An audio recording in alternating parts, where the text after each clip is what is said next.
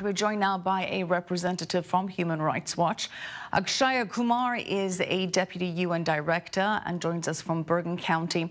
Akshaya, thanks for being with us. Let's get into this report, which details how Palestinian leaders in the West Bank and Gaza have established police states that routinely arrest and torture their opponents. Tell us more about the findings in this report. This report is the product of 2 years of research by our team. We ended up documenting 86 cases, but we spoke to many more people in order to get and uncover these facts. And what we find is that, unfortunately, in both the West Bank and the Gaza Strip, the authorities that Palestinians are looking to a quarter century on from the Oslo Accords are actually part of the problem. They're torturing dissidents. They are rounding people up for their Facebook posts, for their social media habits.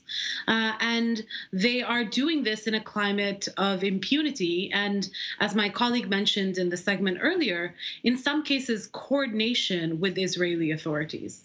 When we say opponents and dissidents, who is typically targeted here? Is it Hamas attacking those that support the Palestinian Authority and vice versa, or is most of this aimed at supporters of an alternative Palestinian Authority leadership like Dakhla?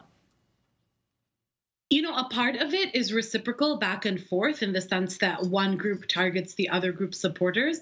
But a part of this is just going after any type of peaceful dissent or critique. So one of the people that my colleagues interviewed, for example, had posted on Facebook to draw a contrast between the situation of the average person whose kids in a hot summer day were sleeping on the floor. And he simply asked of his leadership, is this what's happening with your children? Are your children leaders sleeping on the floor like ours? So this isn't a very political message. This isn't a political activist or an opponent as much as just an individual who's doing something that most of us take for granted, which is logging onto social media and just posting their opinions.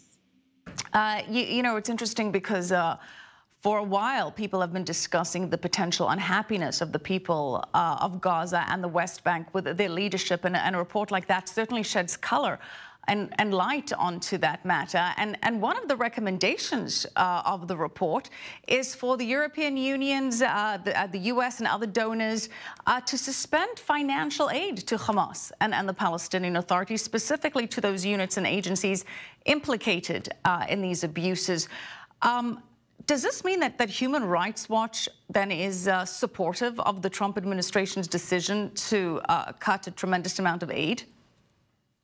Look, I would say that our recommendation is quite specific, and it has to do really with vetting who you are giving aid and assistance and cooperation to. And so we're talking about specific intelligence agencies, agencies that we've documented not only are involved in these acts of what could amount to torture, but also have really created a climate of impunity by not holding soldiers. I get that, but how can the donors monitor how this money is being dispersed? Which groups within the leadership receive these funds and how they use them? We're talking really about security assistance and cooperation. So it's about specific cooperation with intelligence agencies. And what the Trump administration has done by contrast is almost treat the whole of Palestinians, for example, refugees in Gaza, by cutting any kind of aid and assistance to the UN Relief Works Agency as all part of the problem. And what we are arguing for is a much more targeted effort to put pressure on those security agencies, those intelligence agencies that aren't living up to international standards. I think it's also important to mention that we've engaged directly with the PA in the West Bank, and we've also engaged with the Hamas authorities in Gaza. We've brought these testimonies to them. They've had a chance to respond.